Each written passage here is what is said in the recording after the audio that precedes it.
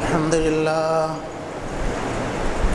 لله نحمده ونستعينه ونستغفره ونؤمن به ونتوكل عليه ونعوذ بالله من شرور أنفسنا ومن سيئات أعمالنا من يهده الله فلا مضل له ومن يضلله فلا هادي له وأشهد أن لا إله إلا الله وحده لا شريك له وأشهد أن محمدا عبده ورسوله أما بعد فإن خير الحديث كتاب الله وخير الهدي هدي محمد صلى الله وخير الهدي هدي محمد صلى الله عليه وسلم وشر الأمور محدثاتها وكل محدثة بدعة وكل بدعة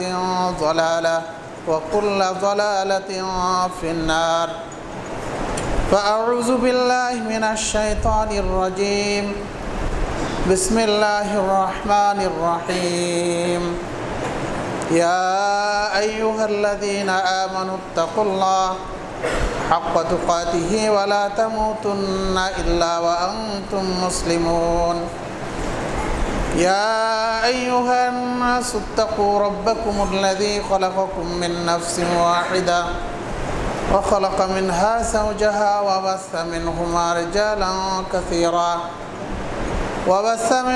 رجالا كثيرا ونساء واتقوا الله الذي تساءلون به والأرحام إن الله كان عليكم رقيبا يا أيها الذين آمنوا اتقوا الله وقولوا قولا سديدا يصلح لكم أعمالكم ويغفر لكم ذنوبكم ومن يطع الله ورسوله فقد فاز فوزا عظيما وقال تعالى ومن آياته أن خلقكم من أنفسكم أزواجا وجعلنا بينكم مودة ورحمة لتسكنوا إليها إلى آخر الآية. وعن أبي هريرة رضي الله عنه قال رسول الله صلى الله عليه وسلم يا معشر الشباب من استطاع منكم الباءة فليتزوج فإنه أغض للبصر وأحسن للفرج ومن لم يستطع فعليه بالصوم فإنه له وجاه متفق عليه. عن أنس رضي الله عنه قال رسول الله صلى الله عليه وسلم المرأة إذا صلت خمسها وصامت شهرها وأحسنت فرجها وأطاعت بعلها فلتدخل في أي أبواب الجنة شاءت رواه الترمذي بإسناد صحيح. সম্মানিত মুসল্লিন আকরাম, আল্লাহ রাব্বুল আলামিনের শুকরিয়া জ্ঞাপন করছি যিনি আমাদের কাছে জুমার দিনে মসজিদে সমবেত হওয়ার তৌফিক দান করেছেন। দরুদ ও তাসলিমাত পেশ করছি মানবতার মুক্তির দূত নবী মুহাম্মদ সাল্লাল্লাহু আলাইহি ওয়াসাল্লামের উপর, যার রেখে যাওয়া আদর্শ বাস্তবায়নের জন্যই আমাদের সতত প্রচেষ্টা। যে রাসূল আমাদের জন্য জান্নাতি পথের দিক নির্দেশনা দিয়ে গেছেন, জাহান্নামের পথ থেকে তিনি সর্বতভাবে আমাদেরকে সাবধান করেছেন, সেই রাসূলের প্রতি আমরা সংক্ষিপ্ত দরুদ পেশ করছি। আল্লাহুম্মা সাল্লি আলাইহি। সুধীমণ্ডলী, আমি আপনাদের সামনে সূরা রোমের 21 নম্বর আয়াতের অংশ বিশেষ তেলাওয়াত করেছি। সেই সাথে নবী মুহাম্মদ সাল্লাল্লাহু আলাইহি ওয়াসাল্লামের মুখনিসৃত অসংখ্য বাণী থেকে একটি হাদিস পেশ করেছি। দুটি হাদিস আমি পেশ করেছি। এর উপর ভিত্তি করেই আমরা আজকের জুমার খুতবা প্রদান করার চেষ্টা করব। মা তৌফিক ইল্লা বিল্লাহ, আলাইহি তাওয়াক্কালতু ওয়া ইলাইহি উনীব। সুধীমণ্ডলী, আমরা মানুষ হিসেবে আমরা একাকী বসবাস করতে পারি না। আমাদেরকে নিঃসঙ্গতা পরিহার করার জন্য পারিবারিক জীবনের প্রয়োজন হয়।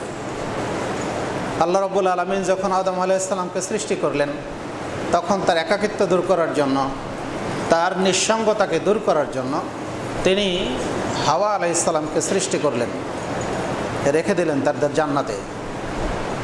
আর সেখানে আল্লাহর একটা নির্দেশ অমান্য করার কারণে তাদেরকে দুনিয়াতে আসতে হয়।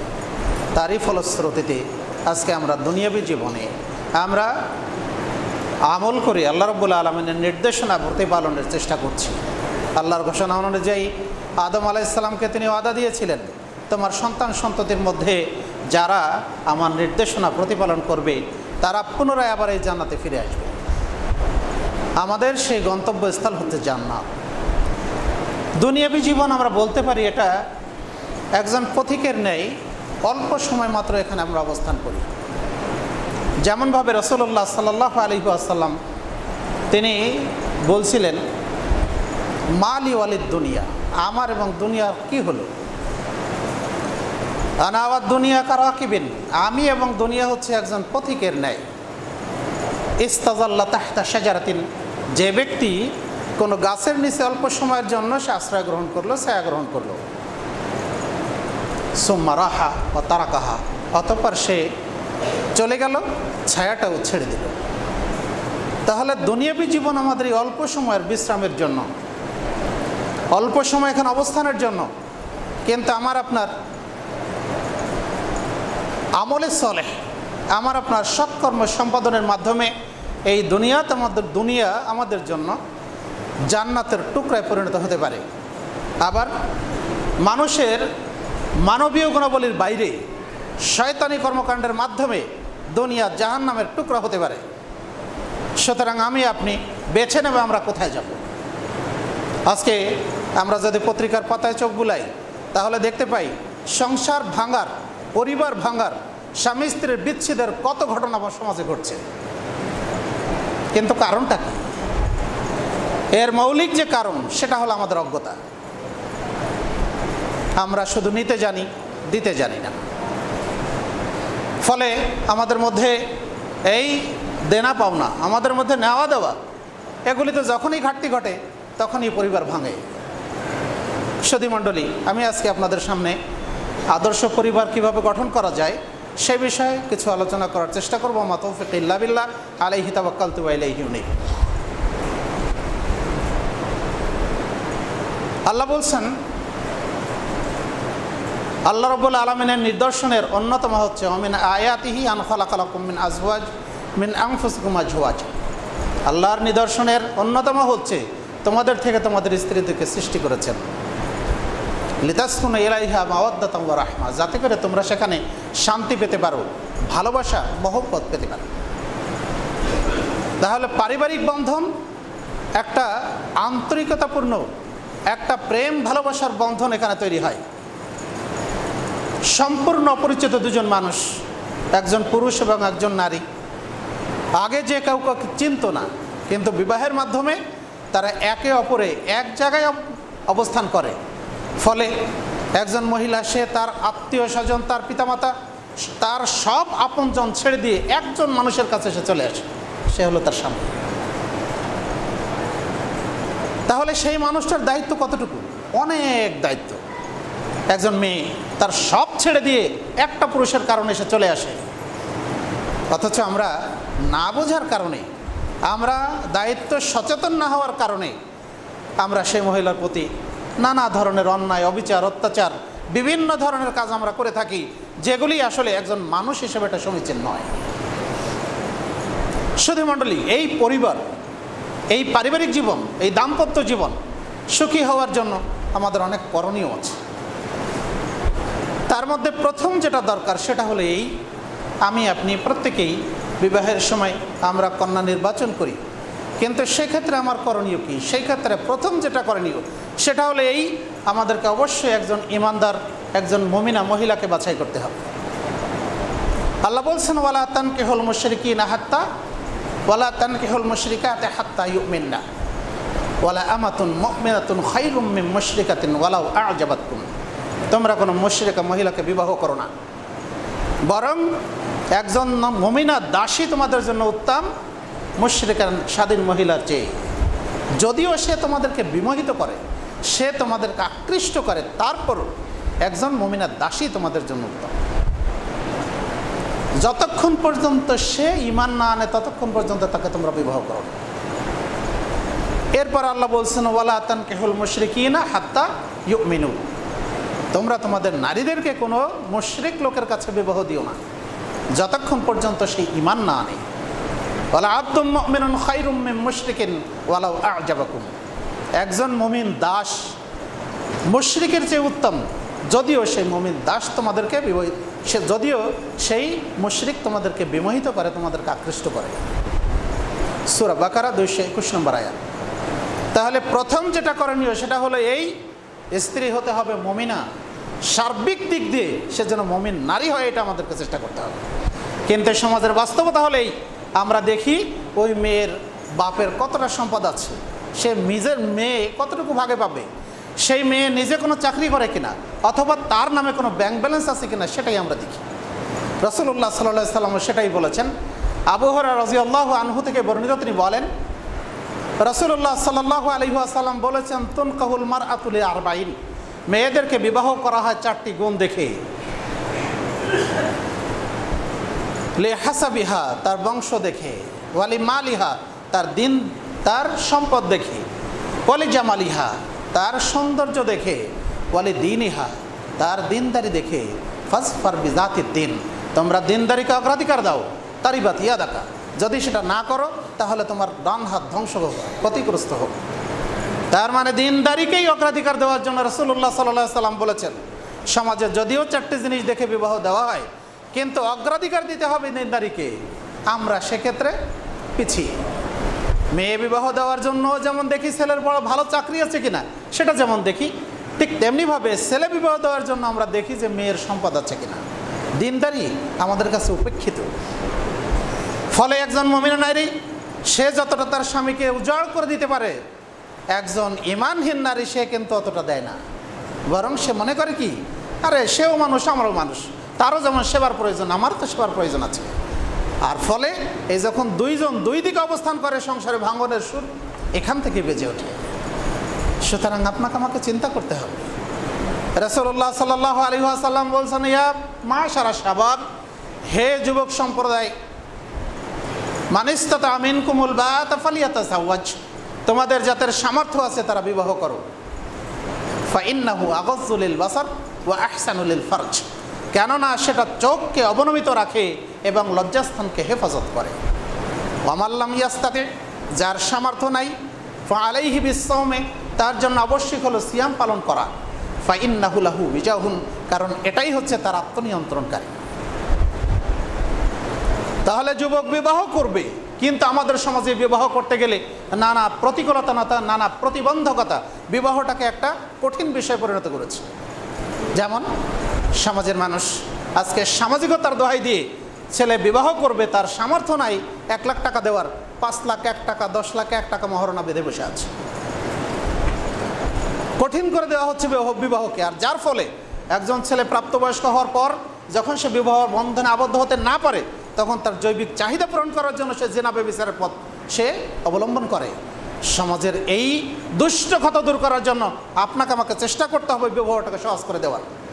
ও মাসিক ইনকাম হচ্ছে 20,000 টাকা, সে তার স্ত্রীকে 10,000 টাকা মহারণা দেওয়ার ক্ষমতা রাখে, কিংবা 2-3 মাস 5 মাস বয়সে সে 50,000 টাকা দিতে পারে। তার উপর 5 লাখ টাকার এই মহারণার এই ঋণের বোঝা আমি চাপিয়ে দিচ্ছি, তাহলে সে পরিশোধ করবে কি করে? আর এ কারণে একজন ছেলে বিবাহ করার পরেও তার সমাজে তার সংসারে শান্তি থাকে না। সবসময় তার মাথায় ওই চিন্তাটা ঘুরপাক করে যে মুমিন ছেলে তার ঘুরপাক করে যে আমার মাথার উপরে বড় একটা ঋণের বোঝা রয়ে গেছে, সেটা আমি কিভাবে পরিশোধ করব। যদিও সমাজের রীতি হলো এই 5 লাখ টাকা দেনমোহরের 10,000 টাকা উছুল আর 4,40,000 টাকাই বাকি, 4,90,000 টাকাই বাকি। এই প্রতারণার কোনো দরকার আছে? মানুষ মনে করে মহারণা আদায় করতে হয় না, অথচ আল্লাহ রাব্বুল আলামিন বলছেন ওয়া আতুন নিসা সাদাকাতিহিন্না নিহলা, তোমরা তোমাদের নারীদেরকে ফরজ মোহর প্রদান করো। সূরা নিসা 24 নম্বর আয়াত। তাহলে মোহর দেওয়া ফরজ, আপনাকে দিতেই হবে। রাসূলুল্লাহ সাল্লাল্লাহু আলাইহি ওয়াসাল্লাম বলছেন, যে ব্যক্তি মোহর নির্ধারণ করলো আর মনে মনে নিয়ত করলো এটা যে পরিশোধ করবে না, ফাহুয়া জানিন, সে হচ্ছে ব্যভিচারী। সমাজে কি আমরা এই জেনা ব্যভিচারের প্রসার লাভ করার জন্য আমরা কি সামাজিকতা পালন করি? যে সামাজিকতা আমাদেরকে পাপে নিমজ্জিত করে, যে সামাজিকতা আমাদেরকে জেনা ব্যভিচার পথে ধাবিত করে, এই সামাজিকতার কোনো প্রয়োজন নেই। কারণ কবরে আপনার এই সমাজ যাবে না, কবরে আপনি যাবেন, কবরে আমি যাব। আমার জবাবদিহি আমাকে করতে হবে, আপনার জবাবদিহি আপনাকে করতে হবে। সুতরাং আপনি আমি নিজেরা বাঁচার চেষ্টা করি, বিবাহের এই বন্ধনটাকে আমরা কঠিন না করে সহজ করে দেই। রাসূলুল্লাহ সাল্লাল্লাহু আলাইহি সাল্লামের দরবারে মহিলা আসলেন, এসে বললেন, আল্লাহ রাসূল, আমি আমার নিজেকে আপনার কাছে সুপর্দ করছি। রাসূল তার আপাদমস্তক দেখে তিনি মাথা নিচু করে ফেললেন। মহিলা বুঝতে পারলো যে রাসূলের আমার প্রয়োজন নেই। মহিলা বসে পড়ল। তখন জনৈক সাহাবী দাঁড়িয়ে বললেন, আল্লাহ রাসূল, এই মহিলার যদি আপনার প্রয়োজন না থাকে তাহলে আমার সাথে বিবাহ দিয়ে দেন। রাসূল বললেন, মোহর দেওয়ার মতো তোমার কাছে কিছু আছে? সে বলছে, আমার কিছুই নেই। বললেন, যাও, বাড়ি যাও, খুঁজে দেখে আসো, ইলতামিস ওয়ালাউ খাতামিন মিন হাদিদিন। বাড়িতে যাও, খুঁজে দেখে আসো, একটা লোহার আংটি হলে খুঁজে আসো। আমাদের কাছে লোহার আংটির কোনো দাম আছে? কোনোই দাম নাই। ওদি কী করবে? স্বর্ণের আংটি এখন সস্তা, লোহার আংটি তো দূরের কথা। লোকটা ফিরে এসে বলল, আল্লাহ রাসূল, কিছু পেলাম না দেওয়ার মতো, তবে আমার একটা লুঙ্গি আছে, অর্ধেক টাকা দিতে পারি আর অর্ধেক আমি নিজে ব্যবহার করতে পারি। রাসূল বললেন, একটা লুঙ্গি তুমি ব্যবহার করলে তার কোনো কাজে লাগবে না, সে ব্যবহার করলে তোমারও কোনো কাজে লাগবে না, সুতরাং এটা হবে না, দেখো কিছু পাও কিনা। সে বলল, না, কিছু নাই আমার। লোকটা নিরাশ হয়ে গেল। রাসূল তাকে জিজ্ঞেস করলেন, কোরআনের কিছু জানো? সে বলল, হ্যাঁ, অমুক অমুক সূরা আমার মুখস্থ আছে। রাসূল বললেন, ঠিক আছে, যাও, তোমাকে এই কোরআন শিক্ষার বিনিময়ে এই মহিলার সাথে তোমাকে বিবাহ দিয়ে দিলাম, তুমি ওকে কোরআন শিখাবে। আমরা কি পারি না এটাকে সহজ করে দিতে? যদি বর কনে তারা নিজেরা নিজেদেরকে পছন্দ করে, দেখতে তো হবে, দেখাটা সুন্দর, পছন্দ করে, তারা যদি রাজি হয় স্বল্প মোহরে, আপনার আমার বাদশাদার কোনো প্রয়োজন নেই। একদিকে মোহর বেশি করা, আর একদিকে যৌতুকের দাবি করা, একটা যখন অন্যায় শুরু হয় তখন সেটা প্রতিহত করার জন্য আর একটা অন্যায়ের জন্ম দিতে হয়। আপনি যখন 5 লাখ টাকা মহারণা দাবি করবেন, ঠিক তখনই মেয়ের ছেলের বাপ বলবে, আমার ছেলেকে বড় করেছি, MA পাস করেছে, সে ভালো চাকরি করে, তাকে যদি 5 লাখ টাকা মহারণা দিয়ে বিয়ে দিতে হয় তাহলে আমাদেরও তো কিছু দাবি দেওয়া আছে। সুতরাং এক অন্যায়কে প্রতিহত করার জন্য আর এক অন্যায় চেপে বসবে, সেটা হলো যৌতুকের মরণ কৌতুক। আপনার যৌতুক দিতে হবে। সুতরাং আপনি যদি ওখানে সহজ করেন, এখানে অবশ্যই সহজ হবে। সুতরাং আমরা বিবাহটাকে কখনোই কঠিন করব না, সহজ করে দিই। ছেলে প্রাপ্তবয়স্ক হয়ে আছে, আপনার সামর্থ্য আছে, আপনি ছেলেকে বিবাহ দেন, লেখাপড়া করান, চাকরি যখন পাবে, আপনি বাপ এটা করতে পারেন। কিন্তু সমাজ সেটা চায় না, ছেলে প্রতিষ্ঠিত হোক, তারপরে তাকে বিবাহ দেবে, আর এর মধ্যে যত অকাম, যত অপকর্ম সব কিছু হয়ে যায়। সুতরাং আমাদেরকে চিন্তা করতে হবে কি করে সমাজকে বাঁচানো যায়, কি করে যুব সমাজকে বাঁচানো যায়, কিভাবে তাদেরকে জেনা ব্যভিচার থেকে রক্ষা করা যায়, এটা আমাদেরকে চিন্তা করতে হবে। শুধু মণ্ডলী, বলছিলাম যে আমাদেরকে উত্তম পরিবার, আদর্শ পরিবার গঠনের জন্য প্রথম যেটা করণীয় সেটা হলো এই, আমাদেরকে মমিনা নারী বিবাহ করতে হবে। আমার সন্তানের সাথে, আমার ছেলের সাথে মমিনা নারীকে নির্বাচন করতে হবে। সাওবান রাদিয়াল্লাহু আনহু থেকে বর্ণিত, তিনি বলেন, কুন্না মা নবী সাল্লাল্লাহু আলাইহি ওয়াসাল্লাম ফি বা'জ সাফরিন ফাকালা বা'জ আসহাবিহি, আমরা রাসূলুল্লাহ সাল্লাল্লাহু আলাইহি ওয়াসাল্লামের সাথে কোনো সফরে ছিলাম। তখন রাসূল সাল্লাল্লাহু আলাইহি ওয়াসাল্লামের কোনো সাহাবী আল্লাহ রাসূল সাল্লাল্লাহু আলাইহি ওয়াসাল্লামকে বলল, উনসিলা ফিজ যাহাবি ওয়াল ফিজ্জাতি মা উনসিলা, স্বর্ণের উপর যাকাত সম্পর্কে যা নাজিল হওয়ার আল্লাহ রাব্বুল আলামিন নাজিল করেছেন। ফালাউ না'লামু আইয়ুল মালি খায়রুন, যদি আমরা জানতাম যে কোন মালটা উত্তম, কোন সম্পদটা উত্তম, তাহলে ফানাত্তাখিযুহু, আমরা সেটাকে সংরক্ষণ করতাম। রাসূলুল্লাহ সাল্লাল্লাহু আলাইহি ওয়াসাল্লাম বললেন, আফজালুহু লিসানুন যাকিরুন, সম্পদের মধ্যে উত্তম সম্পদ হলো ওই জিহ্বা যা আল্লাহর জিকির করে, ওয়া কলবুন শাকিরুন, ওই অন্তর যা আল্লাহর কৃতজ্ঞতা জ্ঞাপন করে, আল্লাহর শুকরিয়া জ্ঞাপন করে, ওয়া যাওজাতুন মুমিনাতুন তুইনু আলা ঈমানিহি, আর ওই মুমিনা নারী, উত্তম সম্পদের মধ্যে ওই মুমিনা নারী যে তার স্বামীকে ঈমানের কাজে সহযোগিতা করে।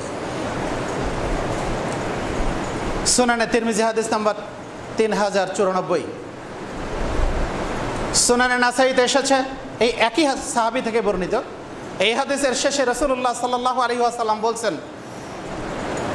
ওয়াজাওজাতান মুমিনাতান তুইনু আলা আমরিল আখিরা, আর উত্তম সম্পদের মধ্যে ওই নারী উত্তম যে তার স্বামীকে পরকালীন কাজে সহযোগিতা করে। তাহলে ওই মুমিনা নারী সেই হচ্ছে উত্তম যে তার স্বামীকে পরকালের কাজে, আখিরাতের কাজে সহযোগিতা করে। সুনানে নাসাই 3231। তাহলে নারী এমন হবে যে তার স্বামীকে ঈমানের কাজে, যে তার স্বামীকে পরকালীন কাজে সহযোগিতা করবে। যদি মানে এমন হয়, আমার আপনার সংসারে কখনো অসুখ দেখা দেবে না, কখনো অশান্তি দেখা দেবে না, কখনো বিশৃঙ্খলা দেখা দেবে না। 2 নাম্বার হলো নারী হবে সতী সাধবী। কিন্তু সমাজে পাওয়াটা অনেক কঠিন। আমরা পত্রিকায় পড়ি আমেরিকাতে, উন্নত রাষ্ট্রগুলিতে, আমেরিকা, ইউরোপে অধিকাংশ টিনেজার মহিলা, নারী, মেয়ে, অধিকাংশ বলা যায় যে 90% তারা বিবাহের আগেই বহুবার তারা ধর্ষিত হয়। এটা বন্ধ করতে হলে আমাদের নিজেদেরকে সচেতন হতে হবে। একজন নারী তার দায়িত্ব কি, তার কর্তব্য কি, সেটা তাকে জানতে হবে। সেটা জানার জন্য সমাজের নারী শিক্ষার জন্য তেমন কোনো ব্যবস্থা নাই। দেখবেন অধিকাংশ নারী, আমরা অনেকেই, বিশেষ করে যারা একটু ইসলাম মানা, তারা অনেকেই যখন কনে দেখতে চায় তখন বলে একটু কোরআন তেলাওয়াত করো তো। কিন্তু কোরআন তেলাওয়াতের আমাদের পুরুষের যে হাল, নারীরা আর কি করবে? ওরা তো দেখা যায় সালাতের যে গুরুত্বপূর্ণ দোয়াগুলি, এগুলি অনেক কিছু জানে না। তাহলে তাদের কি শিক্ষার দরকার নেই? তাদের কি জান্নাতে যাওয়ার প্রয়োজন নেই? অবশ্যই প্রয়োজন আছে। সুতরাং সেই জন্য আপনি নিজে পারলে নিজে, না হলে তার জন্য ব্যবস্থা করা দরকার। আমরা আমাদের ছেলেমেয়েদেরকে 2000, 5000, 10,000 টাকা পর্যন্ত দিয়ে আমরা তাদেরকে অঙ্ক, ইংরেজি, আরবি, ইংরেজি এগুলি শেখানোর জন্য প্রাইভেট টিউটর রাখি। কিন্তু কোরআন শিক্ষা দেওয়ার জন্য মক্তবে পাঠাই দিয়ে যেন ফ্রি পড়তে পারে। দৃষ্টিভঙ্গির কতটা পার্থক্য! অথচ রাসূলুল্লাহ সাল্লাল্লাহু আলাইহি ওয়াসাল্লাম বলছেন, মানুষ যখন মারা যায় তখন তার আমলের দরজা বন্ধ হয়ে যায় 3টা ব্যতীত। একটা বলবো তার মধ্যে, আওয়ালাদিন সালিহিন ইয়াদউ লাহু, এমন সৎসন্তান রেখে গেছে যে তার জন্য পরকালে দোয়া করে। মরে গেছে তখন দোয়া করছে, রব্বির হামহুমা কামা রাব্বায়ানি সাগীরা, প্রভু হে তুমি আমার পিতামাতার জন্য ওইভাবে রহম করো যেভাবে শৈশবে তারা আমাকে লালন পালন করেছে। যে ছেলে ইঞ্জিনিয়ার, ডাক্তার হয়েছে, সেই ছেলে তো অনেকেই জানে না, আর আফসোস করে তখন বলে যে আমার বাপ মা ভুল করেছে, যদি আমাকে দিনের কিছু শিক্ষা দিত শৈশবে তাহলে কতই না ভালো হতো। অথচ আমরা এই ভুলটা অনেকেই করি। আমাদের উচিত ইসলামের বেসিক নলেজ, মৌলিক জ্ঞান ওই আমার ছেলেদেরকে, আমার মেয়েদেরকে দেওয়ার দরকার, যাতে করে হারাম হালাল সে বেঁচে চলতে পারে, যাতে করে জীবনে তার ইবাদতগুলি সে সুন্দরভাবে করতে পারে। এই শিক্ষাটা আমার ছেলেদের, আমাদের মেয়েদের প্রত্যেকের দেওয়া দরকার। তাহলে বলছিলাম 2 নম্বর হলো সতী সাধবী নারী। সতী সাধবী নারী আমাদের সমাজে পাওয়াটা কঠিন। সুতরাং সেটা তৈরি হবে কোথায়? আমি মেয়ের বাপ, আমার মেয়েকে সতী সাধবী করার জন্য দায়িত্ব আমার। আপনাকে আমাকে চেষ্টা করতে হবে। যদি আমি করি তাহলে সেটা সম্ভব। রাসূলুল্লাহ সাল্লাল্লাহু আলাইহি ওয়াসাল্লামের সাহাবী আনাস রাদিয়াল্লাহু আনহু থেকে বর্ণিত, তিনি বলেন, রাসূলুল্লাহ সাল্লাল্লাহু আলাইহি ওয়াসাল্লাম বলেছেন, আল মারআতু ইযা সাল্লাত খামসাহা, নারী যখন 5 ওয়াক্ত সালাত আদায় করবে, ওয়া সামাত শাহরাহা, রমজান মাসের সিয়াম পালন করবে, ওয়া আহসানাত ফারজাহা, সে তার লজ্জাস্থানকে হেফাজত করবে, ওয়া আতাআত বালাহা, সে তার স্বামীর আনুগত্য করবে, তাকে তখন বলা হবে, এক হাদিসে আসে, কিলা উদখুলিল জান্নাতা ফি আইয়ি আবওয়াবিন শি'তা, তুমি জান্নাতে প্রবেশ করো, যে জান্নাতের যে কোনো দরজায় দিয়ে তোমার ইচ্ছা প্রবেশ করো। পুরুষের জন্য কিন্তু এই ফজিলত নাই, মহিলাদের জন্য আছে। একটা হলো 5 ওয়াক্ত সালাত আদায় করতে হবে। আপনি 5 ওয়াক্ত সালাত জামাতে আদায় করেন, আপনার স্ত্রী বাড়িতে কাজ করতে করতে কখনো জোহরের সালাত আসরে পড়ে, আসরের সালাত মাগরিবে পড়ে, আপনি কি সেজন্য কখনো নির্দেশ দেন? আপনি কি কখনো বলেন এটা কি আপনার আমার দায়িত্ব নয়? আল্লাহ বলছেন, ইয়া আইয়ুহাল্লাযীনা আমানু কু আনফুসাকুম ওয়া আহলিকুম নারা, হে ঈমানদারগণ তুমি নিজে এবং তোমার পরিবার পরিজনকে আগুন থেকে বাঁচাও। সূরা তাহরিম 6 নম্বর আয়াত। তাহলে বাঁচাতে হলে নিজে যেমন আমল করবেন, আপনার স্ত্রী পরিজনকে আমল করার জন্য উদ্বুদ্ধ করতে হবে। আল্লাহ বলছেন, ওয়া আমুর আহলাকা বিস সালাতি ওয়াসতাবির আলাইহা, তুমি তোমার পরিবার পরিজনকে সালাতের নির্দেশ দাও আর তার উপরে তুমি সুদৃঢ় থাকো। তাহলে নির্দেশটা আপনাকে আমাকে দিতে হবে। দেখো সালাতের আজান যখন হয়ে যায় তখন তোমার যতই কাজ থাকুক তুমি ওটা ফেলে দিয়ে আগে সালাতটা আদায় করো, তারপর তুমি কাজ করো। খানা তৈরি করতে দেরি হবে, আমি ওটা সহ্য করবো, মেনে নেব, কোনো সমস্যা নাই। তোমার সালাত আগে, তারপরে তোমার কাজ। আপনি বলতে পারেন না? আপনি আমি যদি এই কাজ বলতে পারি অবশ্যই সে সময় মতো সালাত আদায় করার চেষ্টা করবে। কিন্তু বাস্তবতা হলে এই, আরে কাজ আগে, বৃষ্টি হবে, তোমার ধানটা আগে কাঁচাও, ধানটা আগে সব হেফাজত করো, তারপরে তুমি সালাত পড়ো। তাহলে আপনি আমি তো চেষ্টা করতে পারতাম। পরিবারের কাজে আপনি আমি যদি কিছুটা সহযোগিতা করি তাহলে তার জন্য সহজ হয়। আয়েশা রাদিয়াল্লাহু আনহা বলছেন, রাসূলুল্লাহ সাল্লাল্লাহু আলাইহি ওয়াসাল্লাম তোমাদের মতো একজন মানুষ ছিলেন, তিনিও পরিবারের কাজগুলি করতেন। যখন সালাতের আজান হতো তখন তিনি মসজিদে চলে যেতেন। আমিও আপনিও পরিবারের কিছু কাজ করতে পারি, তাহলে ইবাদত তার জন্য সহজ হবে। বলছিলাম যে নারী, তার জন্য সতী সাধবী হওয়া এটা একটা জান্নাতে যাওয়ার গুণ।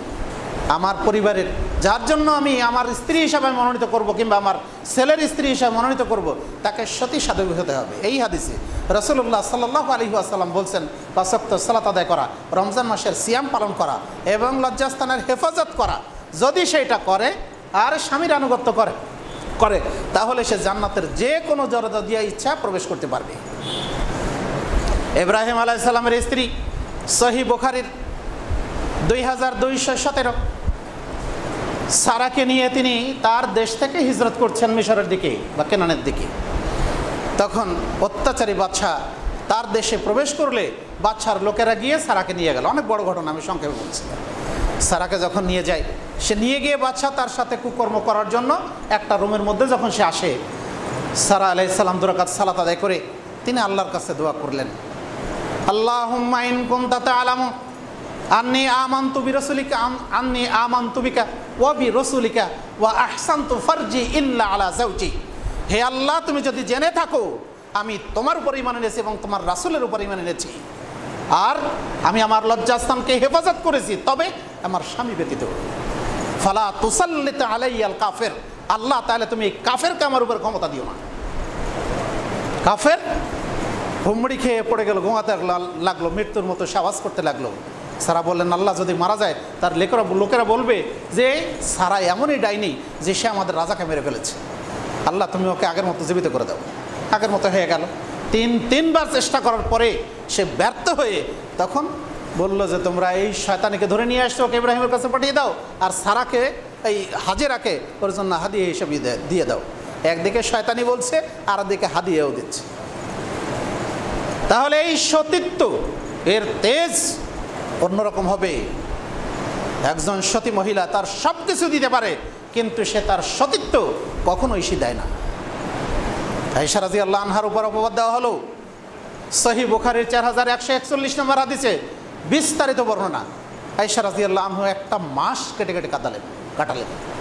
অবশেষে সূরা নূরের 11 থেকে নিয়ে 21 পর্যন্ত 10টি আয়াত আয়েশা রাদিয়াল্লাহু আনহার নিষ্কলুষতা বর্ণনায় নাজিল হলো।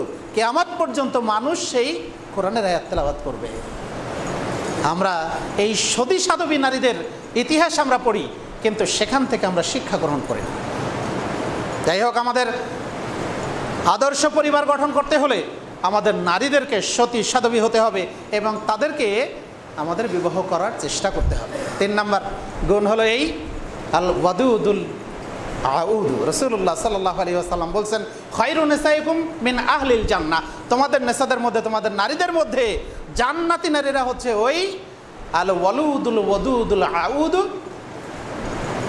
ওই মহিলা বেশি সন্তান প্রসবকারিণী, প্রেমময়িনী এবং স্বামীর কাছে যে বারবার আসে। আল্লাতি ইদা গাদাবা, যখন তার স্বামী রাগান্বিত হয়, জাআত, সে তখন আসে। তাজাউ ইয়াদাহা ফি ইয়াদিহি, সে তার হাতটা তার স্বামীর হাতের মধ্যে রাখে। সুম্মা তাকুল, অতঃপর সে বলে, লা আখমিজু গামাজান হাত্তা তারজিয়া, আমি ততক্ষণ পর্যন্ত আমি ঘুমাবো না, আমি ততক্ষণ পর্যন্ত বিশ্রাম নিব না যতক্ষণ পর্যন্ত তুমি আমার প্রতি সন্তুষ্ট না হবে। স্বামী গো, কী কারণে, আমার ভুলটা কি, কী কারণে তুমি আমার প্রতি রাগান্বিত হয়েছ, সুতরাং তুমি আমাকে বলো, আমি সংশোধন হওয়ার চেষ্টা করব, তুমি আমার উপর রাগ করে থেকো না। কিন্তু আমাদের বাস্তবতা হলো এই, স্বামী একদিকে যে কোনো কারণে স্ত্রীর ভুলের কারণে রাগ করেছে, আর একদিকে স্ত্রী মনে করছে ওর রাগের আমার কী যায় আসে, ও রাগ করে করুক, ও আর একদিকে ফিরে আছে। এভাবে করলে কি সংসার সুন্দর হয়, পরিবার ভালো চলে? কখনোই চলে না। আর এই স্ত্রী কখনোই সে আদর্শ স্ত্রী নয়। বরং আমাদের স্ত্রীরা এমন হবে যাতে করে স্বামীকে সন্তুষ্ট করার জন্য সে যাবতীয় প্রচেষ্টা করবে। আবু হুরায়রা রাদিয়াল্লাহু আনহু থেকে বর্ণিত, তিনি বলেন রাসূলুল্লাহ সাল্লাল্লাহু আলাইহি ওয়াসাল্লাম তিনি বলছেন, উত্তম মহিলা হচ্ছে ওই মহিলা আল্লাতি তাসুররুহু ইদা নাজারা, স্বামী যখন তার দিকে তাকায় তখন সে তাকে মুচকি হাসি দিয়ে আনন্দিত করে। ওয়া তুতিউহু ইদা আমারা, যখন সে নির্দেশ দেয় তখন তার আনুগত্য করে। নির্দেশ দিয়েছে মানে সে সাথে সাথে ঝাঁপিয়ে পড়ে, যদি সেটা আল্লাহ বিদ্রোহীর কাজে না হয়। ওয়ালা তুখালিফুহু ফি নাফসিহা ওয়া মালিহা বিমা ইয়াকরাহু, সে তার নিজের ব্যাপারে এবং তার সম্পদের ব্যাপারে স্বামীর অপছন্দনীয় কোনো কাজ সে কখনো করে না। তাহলে আমাদের নারীদের ওই রকম হওয়া দরকার। সবশেষে যেটা বলবো সেটা হলো এই, নারীকে তার স্বামীর আনুগত্য করতে হবে, যেটা রাসূলুল্লাহ সাল্লাল্লাহু আলাইহি ওয়াসাল্লাম তিনি বলছেন, ওয়া আতাআত বালাহা, সে তার স্বামীর আনুগত্য করবে। আমাদের মহিলারা স্বামীর আনুগত্যের ক্ষেত্রে অনেকটাই অপারগ হয়ে যায়। রাসূলুল্লাহ সাল্লাল্লাহু আলাইহি ওয়াসাল্লামের দরবারে জায়নাব নামে জনৈক মহিলা আসলেন, এসে তার প্রয়োজন শেষ করে তখন সে ফিরে যাচ্ছে। রাসূলুল্লাহ সাল্লাল্লাহু আলাইহি ওয়াসাল্লাম তাকে জিজ্ঞাসা করলেন, আজাতু যাওজিন আনতে, তুমি কি বিবাহিতা? তিনি তখন বললেন, নাম, হ্যাঁ আমি বিবাহিতা। রাসূলুল্লাহ সাল্লাল্লাহু আলাইহি ওয়াসাল্লাম জিজ্ঞাসা করলেন, তুমি তোমার স্বামীর জন্য কেমন?